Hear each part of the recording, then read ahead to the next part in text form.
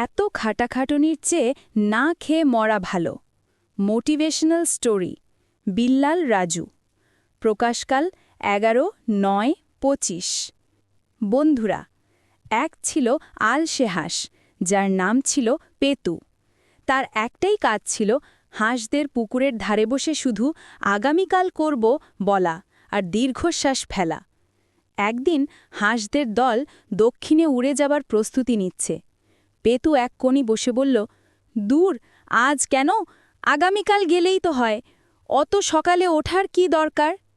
দলনেতা বুড়ো হাঁস রাগে গর্জে উঠে বললেন, পেতু, আর একদিনও সময় নেই আমাদের হাতে। আজকেই উঠতে হবে, নয়তো মারা পড়বে সবাই না খেয়ে।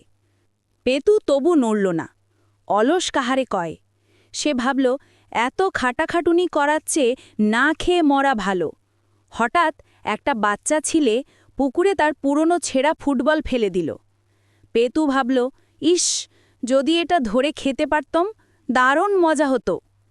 পেটের খিদে আর ফুটবল ধরার অদম্য বাসনা তাকে এতই শক্তি দিল যে সে এক লাফে উড়ে গিয়ে ফুটবলের ওপর ঝাঁপিয়ে পড়ল তখনই।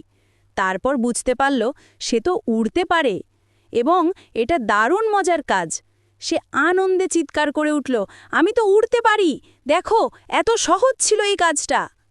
কিন্তু ফুটবলটা তো আর খাবার নয়। দলের সবাই হো হো করে হেসে উঠল একসাথে ওর গাধামি আর পাগলামি দেখে। বুড়ো হাঁস বলল, দেখলি পেতু, বদভ্যাস ভাঙতে মাঝে মাঝে একটা ফুটবল দরকার হয়। কাজটা কঠিন নয়, কেবল শুরু করাটাই আসল কথা। ইচ্ছের জোর থাকতে হয়। পেতু লজ্জিত হলেও দারুণ খুশি এখন উড়ার আনন্দে। সে সেদিনই উড়তে শুরু করল। ফুটবল না হোক, অন্তত আর যাই হোক, খিদে আর লজ্জাই তাকে শিখিয়ে দিল যে সে উড়তে পারে নিজের ইচ্ছায় আর যোগ্যতায়।